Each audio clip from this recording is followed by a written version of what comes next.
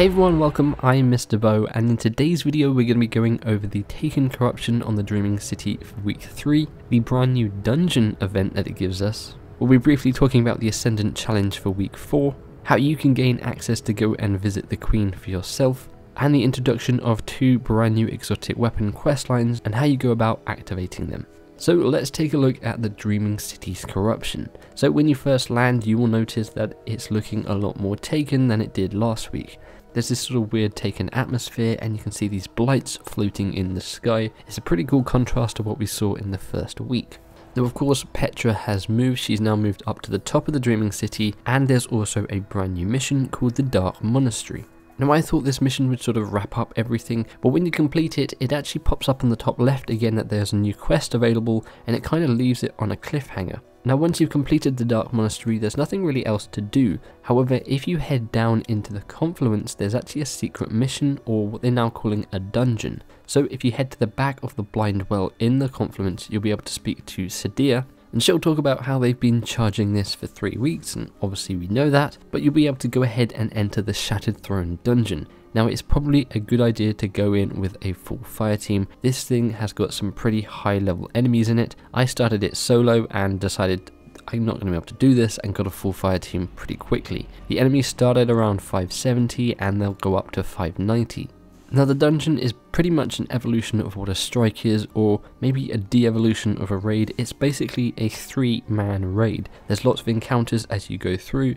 Some of them are sort of puzzle-ish based, some of them are just sort of make your way through without dying. It's a really cool mission, and if I could recommend it, I would go in without really seeing anything of this mission. Obviously I'm showing you gameplay on screen, but it's kind of out of context, you don't really know what I'm doing in this mission, so I wouldn't look at any guides going through this mission. Just hop into it with a fire team of 3 and make your way through. Now near the end you'll reach a boss, and that boss will be of the level 590. Now you're probably going to be struggling if you're around my level, which was 560 to 565. Now my fire team decided to leave. We thought we'd level up a little bit more and come back to it, and we'd have to redo everything. Well, luckily there are actually checkpoints through each encounter, so if you do get up to the final boss and you say, well, we can't actually do this, feel free to leave and then hop back in later, because there will be a checkpoint for you.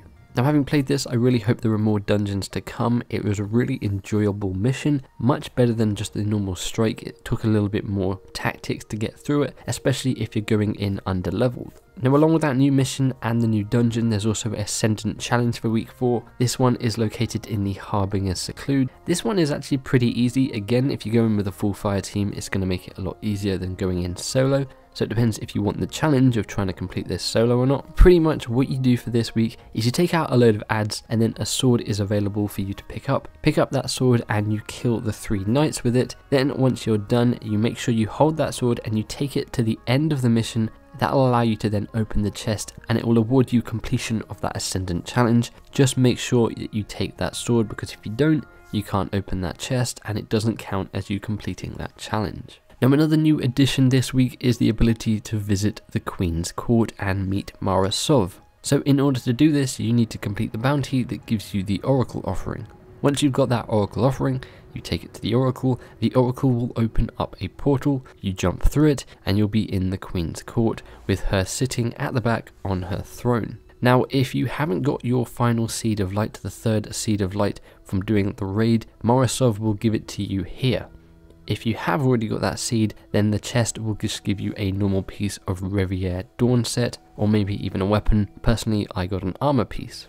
Now in the triumphs, there is actually a triumph which tells you to visit the Queen's Court 10 times whilst Mara Sov is present, so I would assume some weeks when you do this she isn't there. Maybe there's more stuff you can unlock here when she isn't there. We'll just have to wait and see for future weeks. Now the final 2 things I wanted to talk about were the Wish Ender exotic bow and the Malfeasance exotic hand cannon. These 2 weapons people have wanted for a while. They haven't been unlockable, well that is until now. So in order to get the Malfeasance, you're going to need to play Gambit and hope that your RNG is pretty good. So in order to get the first step of this exotic questline, you need to play Gambit, and then when you summon your Primeval, you're going to want to hope that an Ascendant Primeval spawns. And you'll know when it spawns because it's basically the Voice of Riven, that weird giant servitor creature that's at the end of the campaign. That will spawn for you. Making sure you kill that will actually drop you the quest step, allowing you to go on and hopefully unlock the Malfeasance.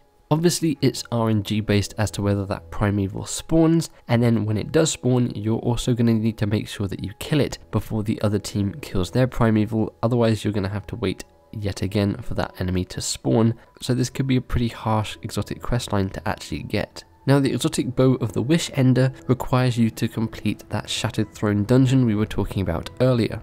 Once you've completed the Shattered Throne dungeon, you then need to head to the Four Horn Gulch on the Tangled Shore, where there is a secret mission, and then from there you need to go back into the Shattered Throne dungeon and do some more things. I haven't even done the Shattered Throne dungeon myself, but I'll leave a link in the description below to the post that has the steps for the Wish Ender, and if I can find it, I will also link you to the Malfeasance quest steps as well, if you guys want to know what you do beyond that primeval. But it's a pretty busy week for Destiny. I'm really excited to see how this changes next week, whether we just go back to stage 1, whether more things start appearing next week. We'll have to wait and see on that. It definitely seems like there's going to be more next week. Hopefully we get a new dungeon as well. And of course we've got the Festival of the Lost coming up pretty soon, so maybe that will tie into all of this.